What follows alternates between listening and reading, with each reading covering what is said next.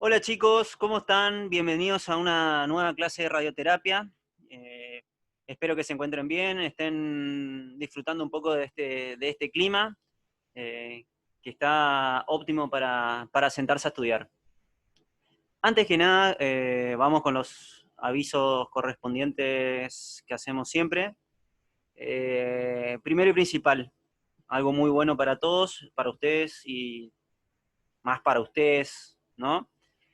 La semana que viene, el día lunes a las 2:30, por el aula virtual, yo les voy a estar dejando la contraseña y el número de reunión por Zoom que vamos a hacer. Y en esa reunión lo que vamos a hacer es, vamos a tratar de sacarnos las dudas de todo lo que dimos hasta el momento.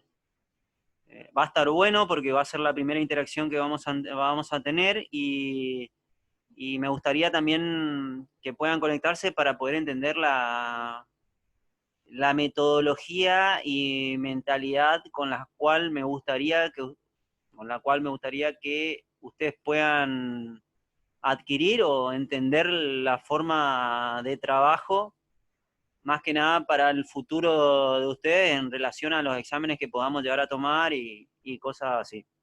¿Sí? Entiendo que no todos presentaron el trabajo práctico, no sé bien a qué se pudo deber, en la cual aproximadamente 20 alumnos no pudieron presentarlo, pero bueno, estoy abierto a sus consultas y a todo lo que puedan hacerlo en vivo y en directo, que capaz se le haga mucho más fácil a ustedes que estar escribiéndome cosas que tal vez le genere algún grado de dificultad. Entiendo también que tienen la bibliografía en inglés, así que también ahí podemos sacarnos bastantes dudas, ¿sí? Con respecto a todo eso. Eh, Así que eso por un lado. Por el otro lado, si generó también algunas dudas o consultas con respecto al primer trabajo práctico, que era muy, muy básico. También la podemos resolver en ese momento, tal vez podemos leer las preguntas y en ese momento las respondemos, pero le quiero decir que ese chico es muy básico, muy. Pero al margen de eso, totalmente puede ser algo totalmente nuevo y desconocido para ustedes, así que también podemos evacuarlas en el momento, no habría ningún tipo de problemas. Próximamente en la semana, tal vez vayamos viendo otro trabajo práctico. Si quieren, se me ocurrió una idea de el trabajo práctico, hacerlo vía Zoom, o sea, le doy un trabajo práctico y el Zoom de la semana que viene nos dedicamos exclusivamente a contestar ese trabajo práctico y las cosas que no vayan entendiendo. Mi idea es tratar de comunicarme con ustedes todos los lunes. Le soy sincero, realmente no sé hasta cuándo va a durar esto, ni cómo va a seguir. Por ahora seguimos de esta manera y tienen todas, de mi parte, tienen todas las facilidades del mundo para poder comprender esto que estamos dando, porque entiendo que es algo bastante complejo. Se los digo por qué, porque ya de por sí era complejo cuando los dábamos en vivo y en directo. Me imagino dar una clase, entenderlo para ustedes en una clase de media hora donde no me pueden preguntar prácticamente las cosas o dudas que puedan entender en ese momento y tengan que absorberlo todo de memoria.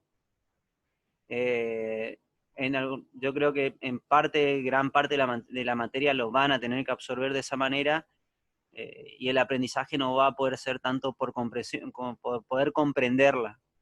Pero bueno, en fin y al cabo, intento que se lleven lo mejor que puedan de esta situación y mucho más entendiendo que ustedes ya son alumnos de tercer año y eso implica que ya en muy poco tiempo pasaríamos a ser prácticamente colegas y algunos tal vez compañeros o lo que sea, no solo conmigo, sino con muchos de sus profesores también, así que estaría bueno que se lleven lo máximo que puedan. O sea, un sano consejo es, en este año traten de aprender todo lo que puedan, traten de adquirir los conocimientos de la vida real, porque afuera, por ahí, y a todos nos pasó, los que pasamos una universidad, es un poco más complejo de lo que creemos. ¿Sí? Seguramente muchos de ustedes estarán trabajando y otros tendrán la oportunidad de solamente estudiar, pero bueno, es un sano consejo que les doy. Hoy, bien, eso es por un lado, ¿sí? Cualquier cosa, duda, pregunta, al foro. Yo, el que escuche esta clase seguramente decidirá o no si quiere estar y evacuar dudas el lunes. Vuelvo a repetir, lunes 14:30 nos encontramos. Yo les dejo, ahí le voy a dejar el link por Zoom en el cual deben conectarse. Y vamos a tener una pequeña charla y así nos iremos conociendo e iremos viendo las dudas que van surgiendo. Es muchísimo, entiendo que son muchísimos temas, porque no lo hicimos en ningún momento, pero bueno, ahora es como que se empezó a abrir un poco más todo esto para que podamos tener una mayor interacción. Así que nada, siguiente situación, estamos empezando ahora una nueva unidad, la unidad de urinario, pulmón, ¿sí? Que es esta la unidad que sigue, y vamos a desarrollarlo en 4 clases. ¿Sí? Perfecto. Cáncer de vejiga. Muy bien. Ubicación, pelvis. ¿Sí? Función, eso que queda a cargo de ustedes, la función, cómo es la micción, a qué nivel, cómo se extiende, qué anatómicamente, por qué está rodeado, si es músculo, si sí, si no, cómo se llama el músculo, ¿sí? Eso es muy importante, qué tipo de células tiene, que eso ya se lo voy a decir acá. Todas esas cosas son sumamente importantes porque el día que ustedes vayan a exponer algo, tienen que conocerlo, de arriba abajo, cómo está, dónde está, cuál es su área de irrigación. ¿Sí? Perfecto. Con respecto a la histología, que es la parte que nos interesa a nosotros para que ustedes, las células, habitualmente estos tumores, cuando uno habla de tumores de vejiga, en la vejiga pueden existir varios tipos de tumores, ¿sí? Aunque la célula que predomina en la vejiga es la célula transicional, ¿está? Pero se pueden encontrar tanto, acuérdense que ahí están los meatos, hay células con diferentes órganos, con la conexión con los uréteres, que tienen células epiteliales, está el músculo que tiene células musculares, entonces por ahí podemos tener en una vejiga, podemos no solamente tener células vesicales o transicionales, sino también podemos tener carcinomas epidermoides, podemos tener sarcomas, que son otro tipo de patologías que por ahí podría variar un poco en los tratamientos, aunque sabemos que en la vejiga, al ser un órgano único, habitualmente lo que intentamos hacer es conservación del órgano. ¿Sí? Ya me estoy adelantando un poco. Pero quiero que entiendan que obviamente existen en un cierto porcentaje también otros tipos de tumores. Con respecto a la población, hombres y mujeres, eso ustedes ya lo verán, a quiénes afectan más, cuáles son las características epidemiológicas de este tumor. Nosotros realmente lo tenemos, ¿no?, en un grado muy elevado, pero debe ser el quinto o el sexto tumor en nuestra sociedad, ¿sí? Con respecto a los factores de riesgo, habitualmente el factor de riesgo está relacionado con el contacto local, o sea, con todo lo que nosotros podemos consumir, ¿sí? Las sustancias carcinogénicas, las anilinas, algún tipo de alteración o no que se pueda generar en el tejido vesical, por eso le puse este tipo de factores de riesgos generales, como el cigarrillo o el alcohol, El cigarrillo no tanto, que hay partes o residuos del cigarrillo que pueden ser eliminados por orina, y o el alcohol, que obviamente ustedes lo conocen, que también es eliminado por orina, o sea, puede ser eliminado por orina. Entonces, eso todo tipo de sustancias que pueden llegar a generar algún tipo de daño en las células, y esas células después por algún motivo podrían llegar a mutar y a formarse o a ser cancerígenas. Eh, pero habitualmente, aunque existen no solamente lo habitual, sino también puede ser lo hereditario, tienen que ver mucho con el contacto de las sustancias a nivel vesical. Eh, si nosotros realmente lo podemos saber, no lo podemos saber realmente, pero son cosas que pueden llegar a suceder y que sabemos que están relacionadas, ¿sí? Eh, ¿Cómo se da esto? ¿Cómo abarcamos un paciente con cáncer de vejiga? Ustedes, si se imaginan este tipo de pacientes, lo primero que pueden llegar a tener son alteraciones urinarias. ¿Y qué tipo de alteraciones urinarias se preguntarán? Y hay muchas. Algún tipo de infecciones urinarias crónicas puede ser, o sea, algo a repetición puede ser, alteraciones urinarias para poder orinar, con respecto a la micción, una micción más leve, pero uno de los principales factores que vemos nosotros en este tipo de pacientes es la hematuria. ¿Sí? La hematuria, que eso implica el sangrado en la orina, ¿sí? Sangre en la orina. Eso es lo que habitualmente llama la atención al paciente, ¿sí? Y al llamar la atención del paciente implica la consulta con el médico, lógicamente, ¿sí?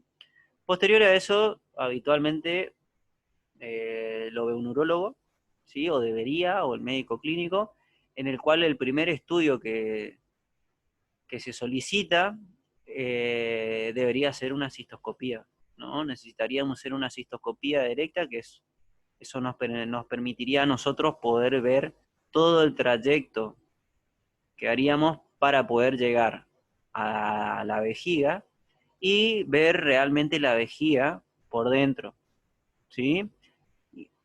¿Qué sucede ahí en ese momento? Y en ese momento es donde nosotros podemos ver las lesiones, que pueden ser lesiones vegetantes, pueden ser pólipos, pueden ser lesiones ulceradas, y tenemos con esta cistoscopía, tenemos la capacidad de poder hacer la punción biopsia.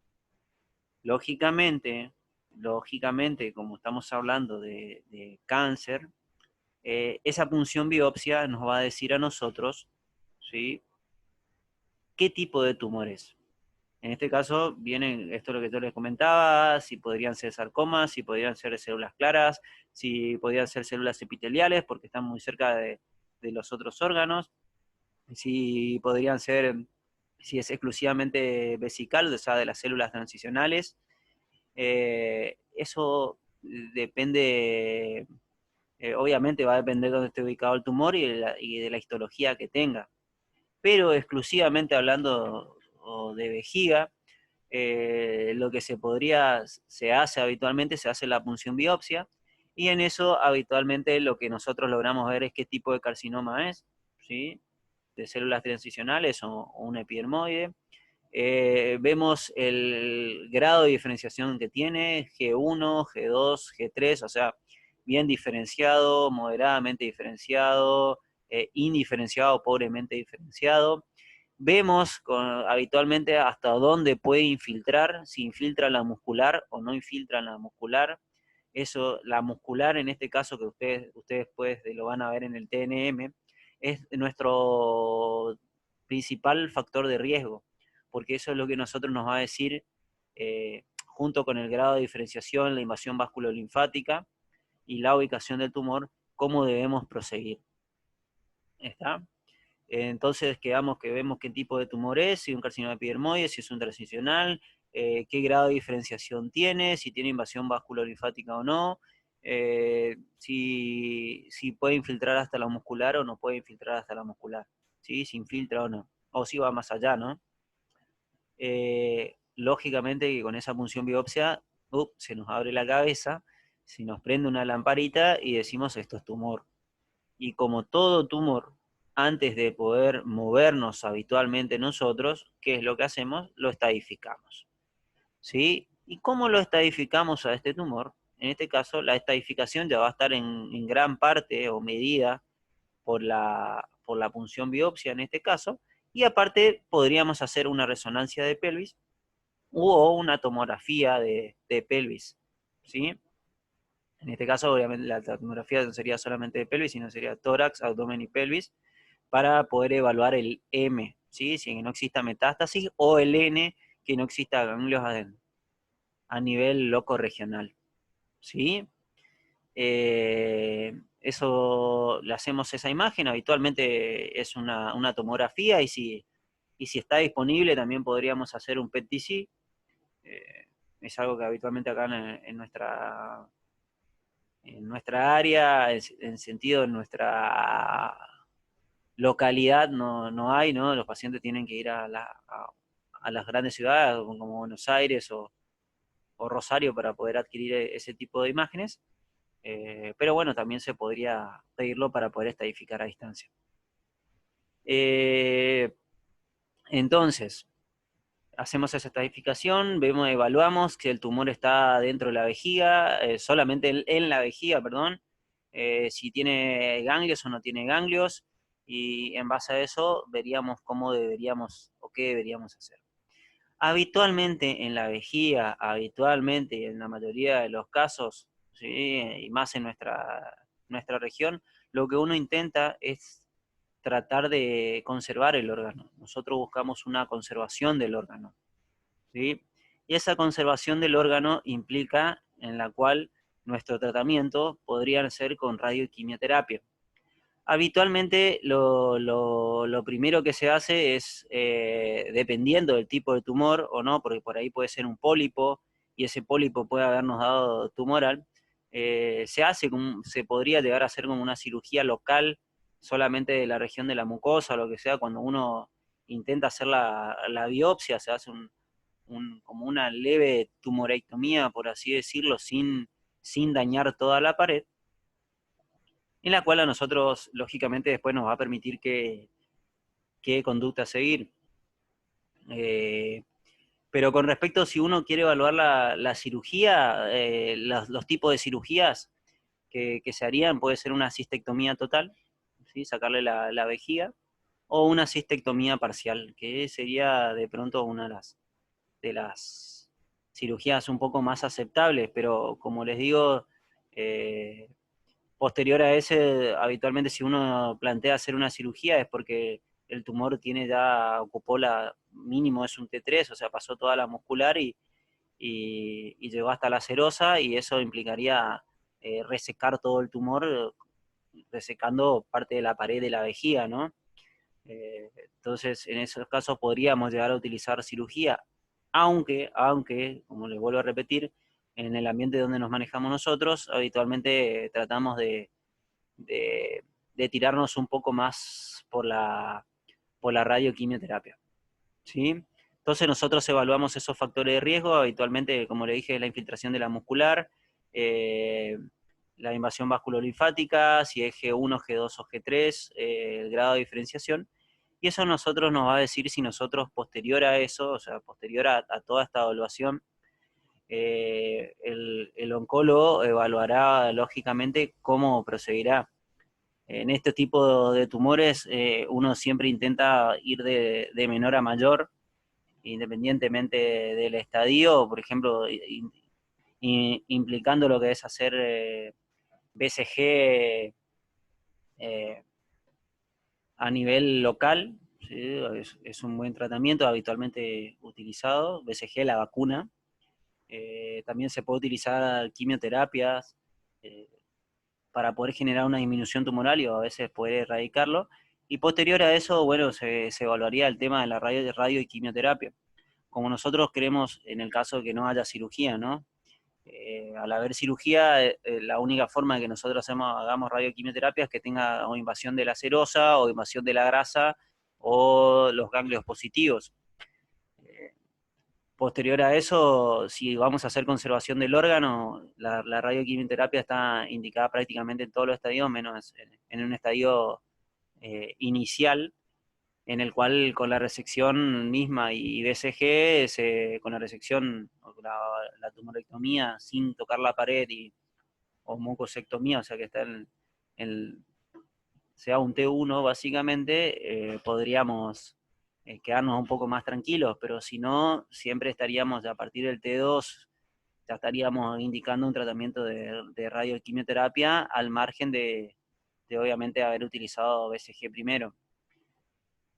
Entonces, en sí, al ser un órgano en el cual nosotros tratamos en la mayoría de las situaciones, desde nuestro punto de vista, porque por ahí los urólogos pueden tener otro punto de vista, es hacer una conservación de órgano. Esa conservación de órgano, como le dije, va a depender mucho de los factores de riesgo, dónde estemos parados, qué quiera el paciente, y en base a eso haríamos el tratamiento. Casi siempre iniciamos con la BCG para que se actúe a nivel local, y posterior a eso hacemos lo que diríamos radioterapia, ¿sí? En conjunto con quimioterapia, concurrente, sensibilizante, ¿no? ¿Y cómo sería el protocolo en el caso que hagamos radioterapia?